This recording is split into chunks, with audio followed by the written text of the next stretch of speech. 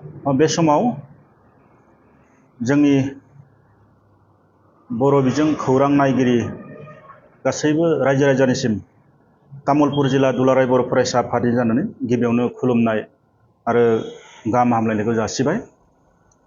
दिनै जोङो तामुलपुर जिल्ला दुलाराय बर' फरायसा आफादा मोनसे गोनांथार खौरांगिरि मेल खुंनायनि जाहोना बेनोदि मैया खौरां बिजोङाव मोनसे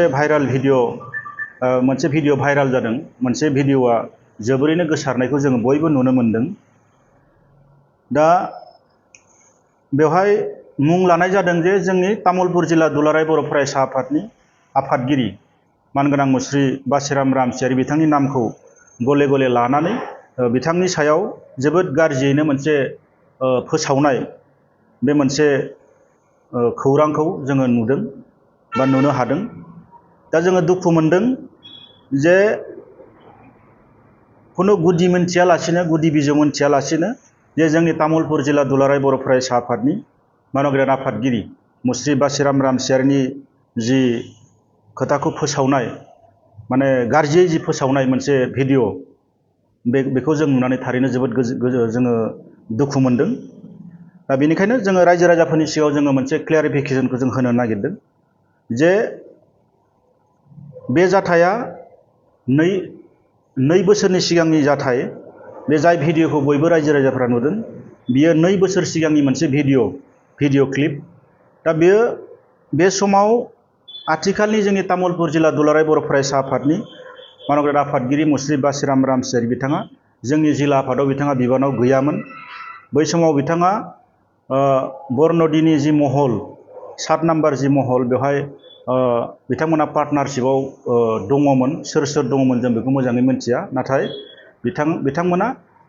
बिथाङाबो महलाव दङमोन, जोङो बेखौ मोनथिगौ। आरो बिथाङा बै समाव एबसुआव गैयामोन। दा बाथ्राया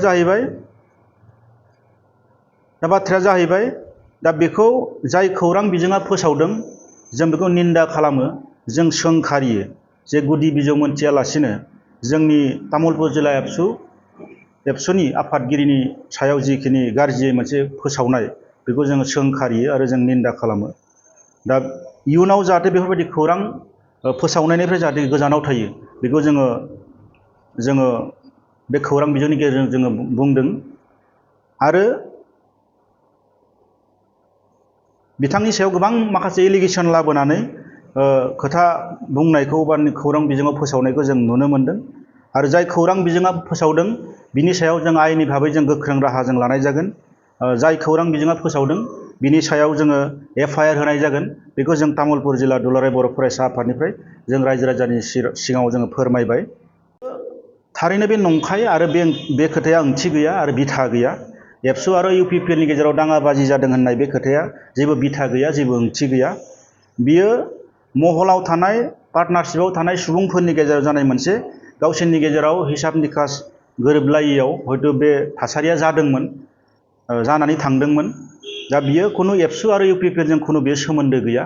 बियो एबसुजोंबो बे सोमोन्दो गैयामोन। बियो बिथांमोननि बिजनेसनि मेटारमोन। बेहाय गावसोरनि हिसाब निकास गोरोबलायैयाव हयथ' एसे बेफोरबायदि मोनसे खोथा गोरा बुंलायनाय हयथ' जादोंमोन।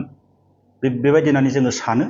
आरो आथिखालाव जिहेथु बासिराम रामसियारि बिथाङा तामुलपुर जिल्ला एबसुनि आफादगिरि, बिथाङा बै समाव एबसुआव बिबानाव गैथ'वामोनब्लाबो बिथाङा एबसुजों मोनसे मोजां सोमोन्दो दङमोन। आरो मोजां सोमोन्दोआव थानायनि थाखायनो बिथांखौ जोंनि मेलेमजिबि सानसुमै बिथांमोना जोंनि जिल्लानि सिङाव थानाय दखरा आफादफोरा लुबैफिननानै जे जिल्ला आफादाव बिथांखौ जोंनो आफादगिरि हिसाबै नांगोन होननानै बयनिबो मददजों बयनिबो खावलायनायजों बिथाङा तामुलपुर जिल्ला एबसुनि आफादगिरि बिबानखौ बिथाङा नाजावफैनानै लादोंमोन गोसो गैयाब्लाबो। दा बिथांनि सायाव जिखिनि गाज्रियै फोसावथिंनाय, दा बेनिखायनो जों सयज' खालामनो हायाखै। जाहाथे इयुन समाव बेफोरबायदि जोंनि तामुलपुर जिल्ला एबसुनि बा दुलाराय बर' फरायसा आफादनि सायाव जेबो गुदि बिजौ मोनथियालासिनो खौरां फोसावनायनिफ्राय जाहाथे जानगाराव थायो, बै खौरां बिजोंफोरखौ जोङो गोख्रोङै जोङो सोंखारिनायजों लोगोसे जोङो खावलायहरो। तामुलपुर जिल्ला दुलाराय बर' फरायसा आफादा जोंनि जिल्ला आफादनि आफादगिरि बिथांनि सायाव जिखिनि आरजाथावै खोथाफोर बुंनानै फोसावबाय, दा बिनि सायाव जोङो आयेननि राहा जों थारैनो जों लागोन। जों बिनि सायाव जों FIR होनाय जागोन। जोङो थाबैनो बिनि सायाव एक्सन लानांगौनि थाखाय जोङो प्रसासनखौ जोङो खावलायगोन। आं बेखिनिखौनो बुंबाय। राजनैतिक षड़यन्त्र दं होननानै जोङो सानो। मानोना राजनैतिक षड़यन्त्र बेयाव ओंखायनो जोङो दङ होननानै सानदों। मानोना राजनैतिक षड़यन्त्र गैयाबा दुलाराय बर' फरायसा आफाद बायदि इसिबां गोथार आफादखौ इसिबां गोरलैयैनो बेबायदि गाज्रियै फोसावदिङा बेखौ जोंहा फोथायनाय दङ। जोंखौ दुलाराय बर' फरायसा आफादखौ रायजो राजाया सिगांबो फोथायबोदों, दिनैबो फोथायो आरो इयुनावबो फोथायगोन। दा बे हिसाबै जों नैबे समाव जोंनि जिल्ला आफादनि आफादगिरि बिथांनि सायाव जिबायदि गाज्रियै सोंखारिबाय, गाज्रियै मुं सुबाय, गाज्रियै फोसावबाय, दा बियो जोंनि थाखाय मोजां नङा आरो बे राजखान्थि खैसार दं होननानै जोङो सानो। आरो बेनि आन्दोआव सोर दङ, बेनि आन्दोआव सोर दङ जों बेखौ संदानगोन, संदाननानै जों दिहुनगोन। दिहुननायनि उनाव जों गोख्रोंनि सायाव गोख्रों साजा होनांगौनि थाखाय जोङो प्रसासनखौ जोङो दाबि खालामगोन। बिबानखौ लानानै जोंनि तामुलपुर जिल्ला एबसुआव जेबो बेले बेजे सोमजियाखै आरो बेले बेजे गैया। जोंनि तामुलपुर जिल्ला एबसुआ जोबोद मोजाङै सोलिगासिनो दङ, जोबोद मोजाङै खारगासिनो दङ। मोनफ्रोमबो हाबाफारिखौ, मोनफ्रोमबो खामानिखौ जोङो दिनैसिम खौसेयै जों गोरोबलायनानै जों मावगासिनो दङ। नाथाय जोंनि तामुलपुर जिल्ला एबसुखौ बाहेरा बबेबा सक्तिया, राजनैतिक सक्तिया जोंनि तामुलपुर जिल्ला एबसुखौ बा एबसु आफादखौ गाज्रियै मुं सुनानै सिनस्रि सिफायनो नागिरनाय, माने गाज्रि मुं होनो नागिरनाय, रायजो राजाफोरनि गेजेराव फोथायनायखौ गोमाहोनो नागिरनाय बेबायदि मोनसे खामानिखौ मावबाय थादों होननानै जोङो सानो।